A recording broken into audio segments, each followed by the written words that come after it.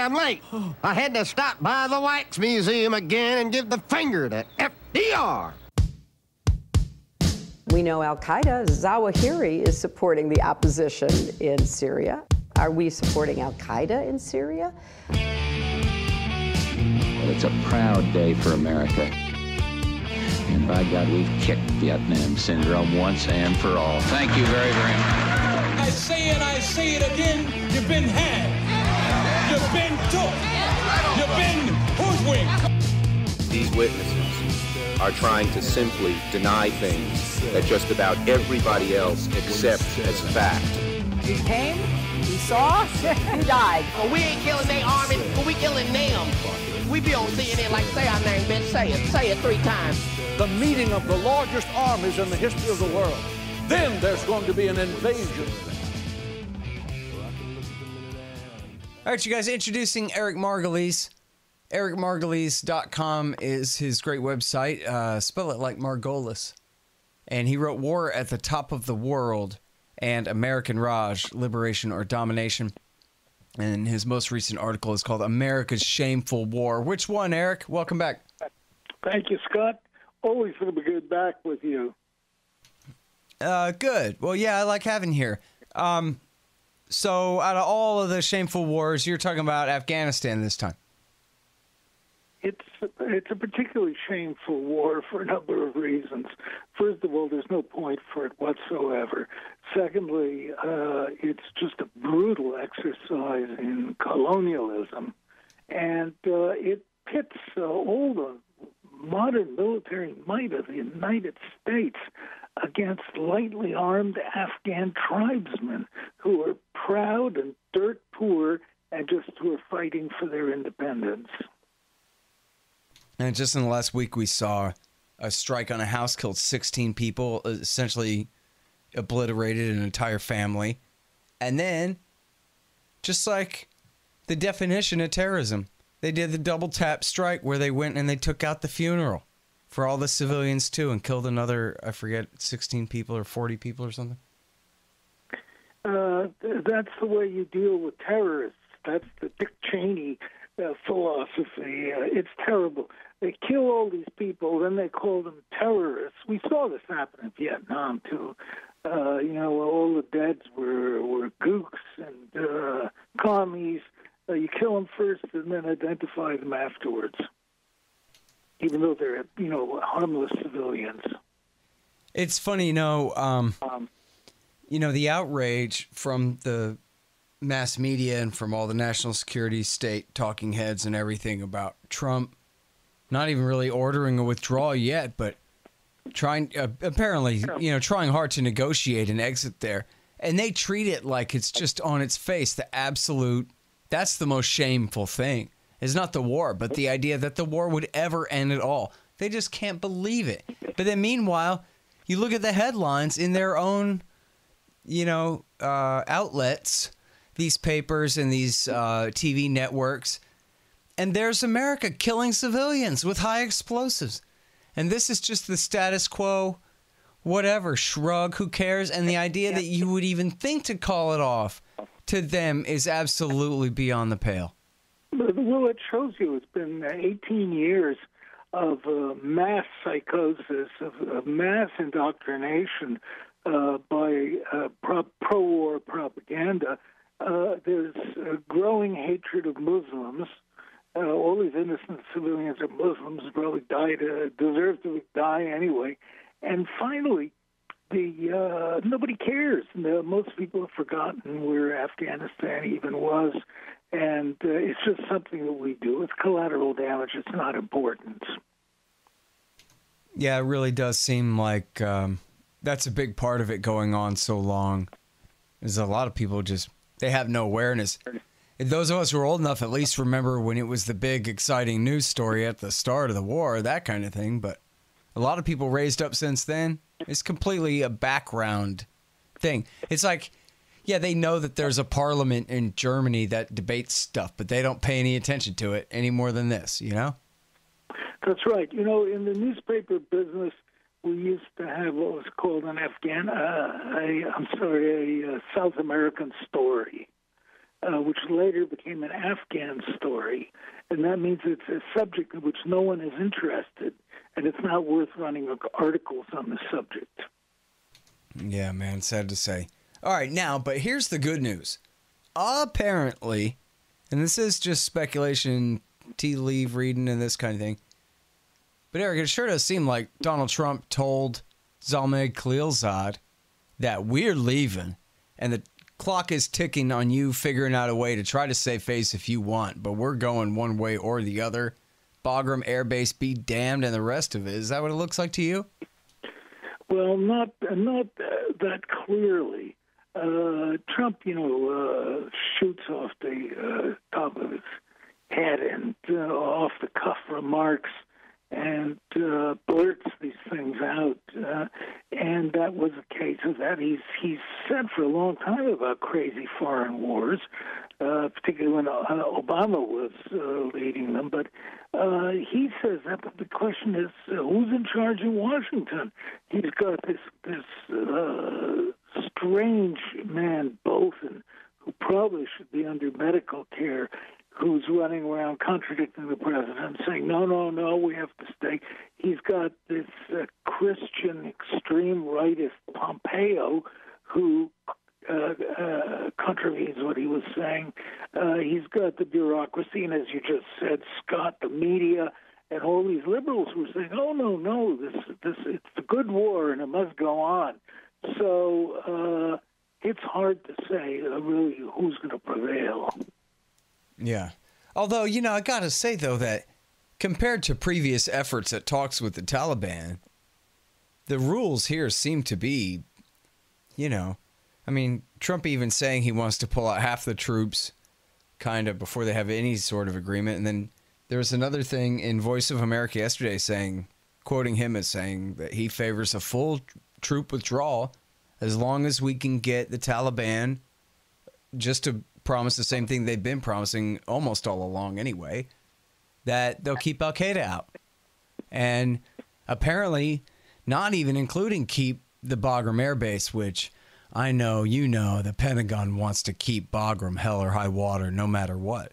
But apparently Khalilzad has dropped that as a condition in the talks there. So I'm just trying to imagine the dynamics going on. I have no idea what they really are. But Khalilzad, our emissary to Afghanistan, is a tricky character. He's a well-known neocon, and he's probably the only Muslim neocon.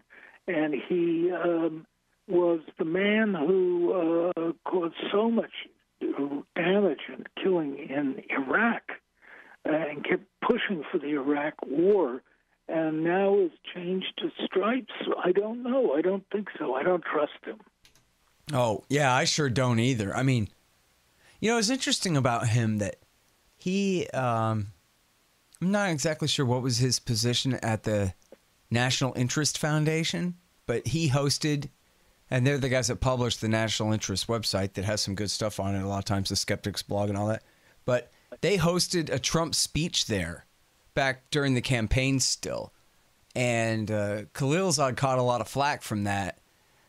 From the other neocons attacking him for bestowing legitimacy on Trump. And I guess the way Trump does to Kim Jong-un by meeting with him or something like that, So Khalilzad, unlike a lot of these neocons who just made themselves Trump's enemy immediately, Khalilzad sort of left himself a little bit of leeway to get into the government. And I guess it does make sense, assuming Trump trusts him, that he's the guy that you would, if you could really get him to agree on the policy that this is what we're doing and in this time frame, that maybe he's the only one who could accomplish it if his plan is not to sabotage it. But it seems like they're making progress. I mean, the Taliban are saying essentially, man, we always told you all along we'll keep Al-Qaeda out, so we're glad you're agreeing to our terms now.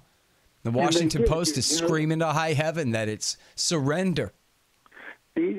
Scott, the neocons and their media have been pushing the line all along that Al Qaeda is embedded in Afghanistan, and that ISIS is there, and with the Khorasan group, a non-existent anti-American group, is there. So this is part of the story of staying and fighting there. And I've noticed that as the time goes on, they're reporting more and more attacks against Al-Qaeda instead of against Taliban. Taliban has almost been replaced by Al-Qaeda, which is not true. Right. I've seen that, too, in the recent reports, and there's never any details. They just say, oh, yeah, trust us. But they don't even say, yeah, no, really, the guy was a blue-eyed Egyptian or, or anything like that, That's the case. So I'd be very cautious about Khalilzad. He's a very bright man, no doubt about it. I would have preferred to see somebody more in the middle of the spectrum sent to do that than him. But apparently the Afghan leaders are willing to talk to him, so that's a big step forward. Yeah. Well, and it seems like, too, I mean, I don't want to give the man too much credit or any kind of thing, but this is one that Trump has really not believed in for a very long time. And at one point, even in 2012, when Obama stuck with the timeline and told the generals, we're drawing down, and the generals tried to push back on that and said, no, we need to continue the surge longer.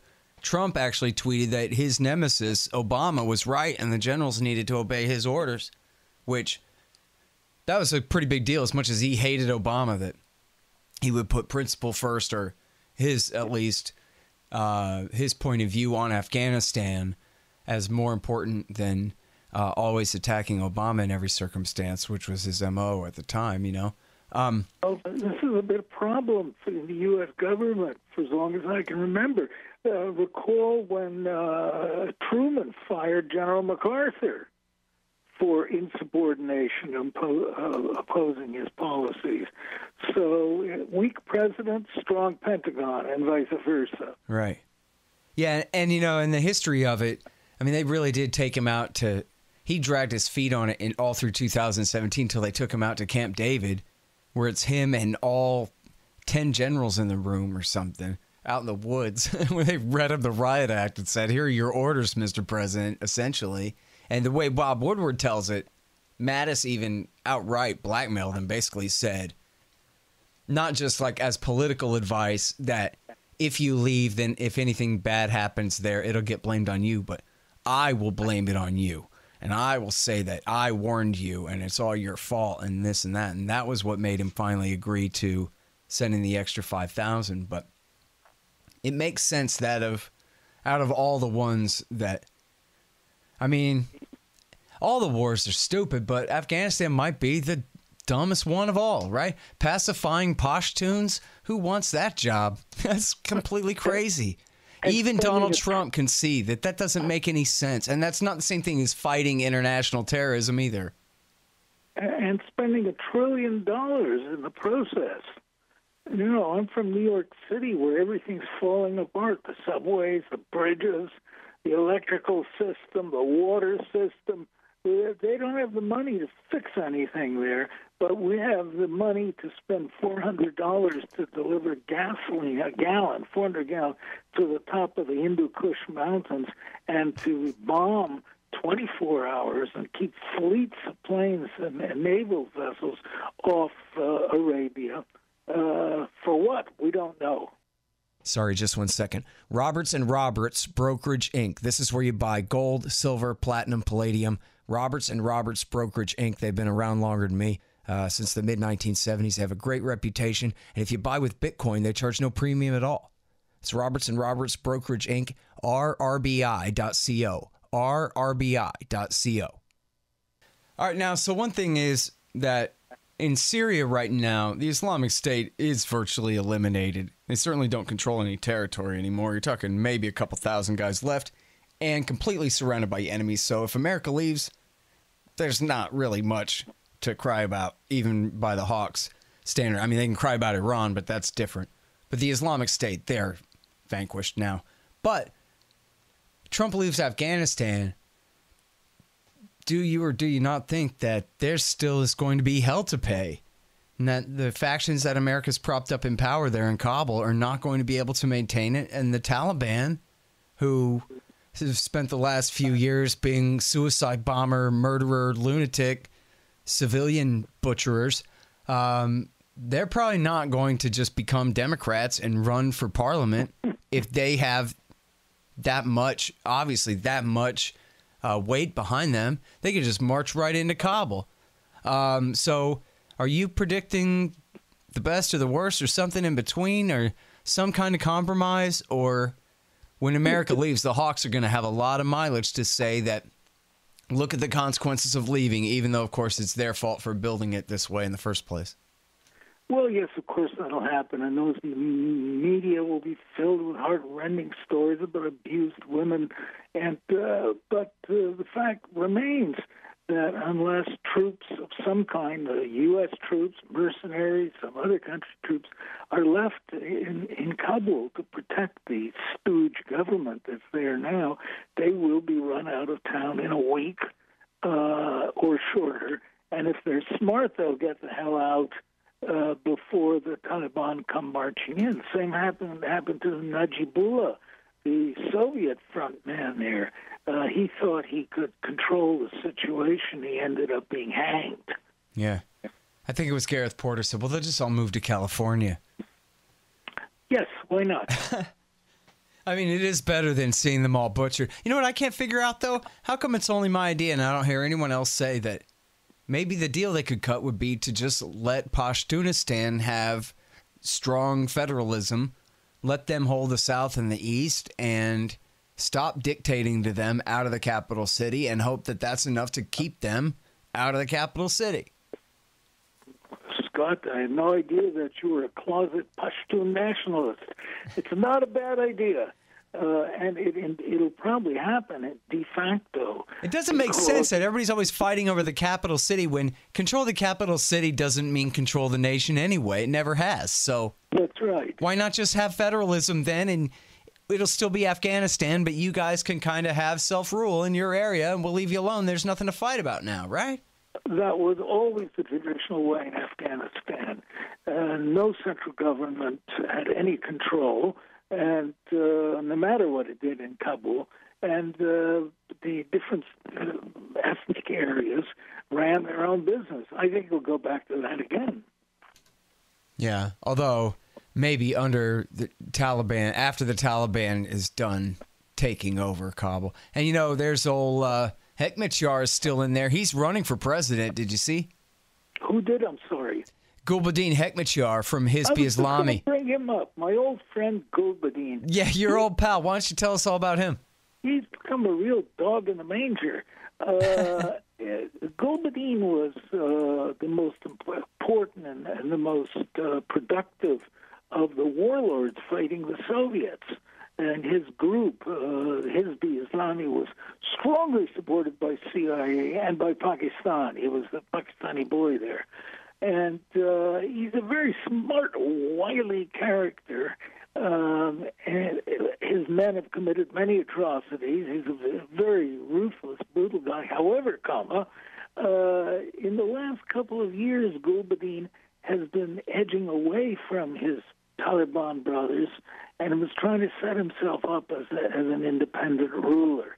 So he's playing footsie with the government now and with the Americans, and he hopes that he will end up as the strongman of Afghanistan. I don't think it'll happen, but it might.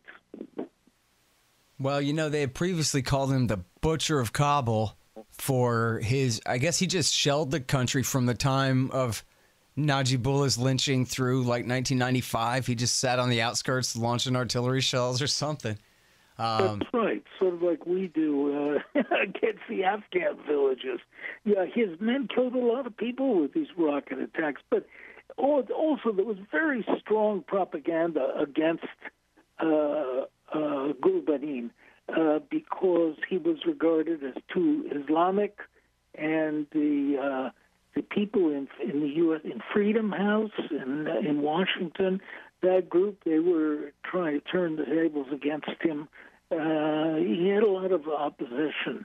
He didn't have total support amongst the Pashtuns, so he remains still one of the players and a very strong one. but he could be knocked off at any time, too. Yeah, that's a good point. I mean, under the peace deal, at least as reported by the Post, when he came in from the cold, he was allowed to bring 20,000 fighters with him and right into Kabul and ensconce them at his new palace or his old one again or whatever it was. So, yeah, sounds like a force to be reckoned with, indeed. He told me the U.S. had tried to kill him 6 times. When did he tell you that? When I was with him in Afghanistan. Yeah, but I mean, like what year? Oh, this is probably around 1991, 92, somewhere early 90s. Oh, so this was after they had used him up and they were done with him, and then they turned on him and tried to kill him? Yes. Because he was one of the favorites, right? He was indeed probably the favorite and the largest recipient of cash and weapons from the CIA and the Pakistani ISI intelligence. You know, Alfred McCoy has a thing about how his involvement in the opium trade back then is really what got the ball rolling on ending virtually all agriculture in Afghanistan other than opium the way it is now. It was while he was working for the CIA during that time. Hey, by the way, as long as we're at it, tell the story about their second favorite was Massoud, who was a double agent after all, right? Well, yeah, he was playing a double game for sure. He was the Tajik leader from northern Afghanistan. He and his Tajik gang were the biggest opium dealers in Afghanistan. They really ran the trade for quite a while. They still run it today. And Massoud was a flamboyant, charismatic guy who claimed he was doing most of the fighting against the Soviets, but in fact he wasn't. He made a deal with the Soviets in the Panjshir Valley, his fiefdom, where he agreed to stop fighting the Soviets in return for Soviet cash and weapons, munitions. But he was hailed by the French media. They loved him because he spoke French. He had been to school in France for a while, and the French adored him. They called him the Lion of the Panjshir Valley and all this stuff. He was romantic, like another Che Guevara. But he ended up in bed with the Americans. When the U.S. invaded in 2001, he quit. He was enlisted by the Americans to form the spearhead of the American invasion, and they were going to put Massoud in power. Massoud's ambition was to become the strong man of Afghanistan with Soviet or American backing. In the end, it was Al-Qaeda, the bin Laden people, who blew him up and took him out of the game. Yeah, interesting story, that one there. I guess he would have been their first choice if that hadn't happened before. Oh, no, it was the other guy who was hanged by the Taliban. You mean Haq, Abdul Haq, right? Your buddy, another one of your buddies. Oh, yes, my dear old friend Abdul Haq. He was indeed hanged, but he was imprudent. With CIA backing, he snuck into Afghanistan and tried to raise the tribesmen against the Afghans. He had no support at all, and he was captured by Taliban and unfortunately hanged. Yeah, and then that was sad about that. And then that was when Zalmay Khalilzad picked Hamid Karzai to be the puppet instead. And the rest is history. Karzai was not a bad man either. He was the American puppet installed ruler. He was a CIA asset. But he was a decent man, and at least he had some concept for the good of Afghanistan. And he occasionally even spoke against the American occupation and the bombings committed by American Air Force. But he was ousted after he became too outspoken about the American occupation and was replaced. Yeah. Well, and they really did grow to hate him and vice versa. That much is certainly true. I mean, I think they helped him rig the election in 2004, but then the one in 2009, the Obama guys, you know, they very clearly, and they made it plain that they wanted Abdullah, or I think Ghani was their first choice, and Abdullah their second choice. Right. And he stole it. Karzai just stole it from them better than they were able to steal it from him, was all. I'll tell you, the Soviet-run elections were much fairer and more honest than the elections run by the United States. I'm embarrassed to say. Yeah. All right. Well, so let's say that Donald Trump really, just for the sake of argument, he's really got a handle on this one, and he had a heart-to-heart kind of talk with Khalilzad over a beer or something. I don't think either of them drink. And they decided, no, they're really going to do this. They're going to make this very limited deal with the Taliban. Just don't let Zawahiri run around here, man, and we're cool. And please work out some kind of agreement with the government in Kabul as the Americans head out the door. Do you think, what do you think would happen? Do you think there's any kind of chance for a peaceful resolution between the current I think groups? So. Inevitably, the puppet government installed by the U.S. will lose their heads, but nobody really cares about them. Yeah. There will be some killings, revenge killings. The Afghans are notorious for their love of revenge. But by now, as I saw last time around, as the Najibullah regime was collapsing, every Afghan worth his salt is already making deals under the table with the other side. Through clan loyalties. So everybody's trying to find a way out to protect themselves. So I don't think the bloodbath is as we think. Yeah. That's interesting.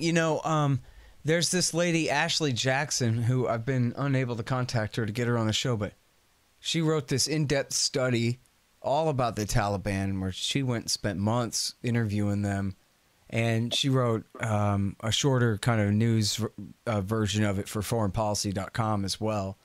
But she talks about how, I guess, maybe it was after they assassinated their previous leader in, I'm going to guess, like 2015. Sorry, I don't remember. That the new leadership of the Taliban, they really adopted... that the new leadership of the Taliban really adopted kind of David Petraeus / Mao Zedong's People's War strategy, so to speak. And that, so rather than attacking every government institution of the new government, they just co-opted them all. So you even have the U.S. government and the central government paying the salaries of people who were all truly hired by the Taliban and put in place by the Taliban, all the civil servants and mayors and whatever, in huge areas of the country. They're just taking it over. And then getting to what you were saying, they're also making deals with Tajiks and Uzbeks and other tribal leaders outside of the Pashtun ethnicity there, kind of, I think, like you're saying, in preparation for the day when they inherit the power, that because these other people, from their point of view, they're already making deals to save their lives when the change comes themselves. Everyone there sees the writing on the wall. They're too sophisticated not to see. They've been through it a couple of times. So that would be the case. The United States is even more powerful than its bombs from B-52s and B-1s are pallets of cash, crisp $100 bills, freshly printed. And people have been bought everywhere. That's the Uzbeks and the Tajiks are fighting for money.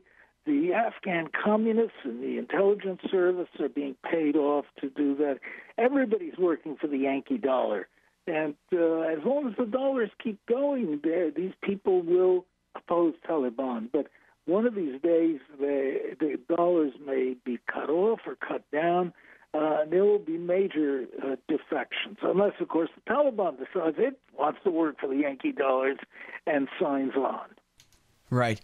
Well, there is sort of a parallel, possibly, right, with the awakening, where how do we make peace with the Sunni insurgency? Well, in Iraq War II, well, we turn them against the very worst part of them, the Al-Qaeda in Iraq guys. So here, Taliban, okay, we like you after all, as long as you keep ISIS out, which is not a tall order, which is a very short order, and is in the Taliban's interest to do anyway. These ISIS-K is just their former Tariqi Taliban from Pakistan is all they really are. The country, as you said, has no economy aside from growing dope. and people have to have money somehow. So getting money from the Americans is awfully attractive, and it may become necessary. Hey guys, check out Tom Woods' Liberty Classroom. It's everything you need to be an educated libertarian. You may be long out of college and you have a family and a job, but you really want to know this stuff. Well, they got all of these classes on history, economics, and libertarian theory, and all of these things. Great professors and wonderful credentialed libertarians essentially teaching college-level classes about everything you need to know. Tom Woods' Liberty Classroom. Check it out at libertyclassroom.com. Follow through from the link in the right-hand margin on my page at scotthorton.org. So now here's one thing, Eric, is that in the Trump administration, the original McMaster plan, and it was Lisa Curtis, I think was her name, Linda or Lisa, I can't remember. Their plan was, we've got to emphasize India. We got to use India to threaten Pakistan and tell Pakistan, you better stay out of Afghanistan or else we're going to ask the Indians to increase their role there. In fact, we're going to do that anyway, when, of course, as you have explained on this show over the decades now, that this is the reason that Pakistan worked so hard to keep the Taliban in play in Afghanistan all this time anyway, is because America is inviting the Indians in there. And so you mentioned in your article here about America ought to tell the Indians to butt out on our way out the door, but explain why that's so important here. Scott, that was my shorthand. I was running out of space in my column. What I meant by that was that India, for the last 5 years or more, has been trying to expand its covert influence in Afghanistan. It opened up, I think it's 5 consulates in different places, which are really centers for Indian espionage. India's intelligence agency, research and analysis wing, very powerful, very competent, has been stirring up trouble all over. It has been arming the Tajiks and the Uzbeks. And the Indians want to do it first to stick their finger in the eye of the Pakistanis who are supporting the Pashtuns. But also India sees possibly taking over in Afghanistan, or at least part of it, as the new hegemony ruler. And Pakistanis, of course, they are in a dither about that, deeply worried. And the more India pushes into Afghanistan, the greater tensions rise on the Indian-Pakistani border. All right, you guys. Well, that's the great Eric Margolis at ericmargolis.com. America's Shameful War. Appreciate it. Cheers, Scott. All right, y'all. Thanks. Find me at libertarianinstitute.org, at scotthorton.org, antiwar.com, and reddit.com/Scott Horton Show. Oh, yeah, and read my book, Fool's Errand, Time to End the War in Afghanistan, at foolserrand.us.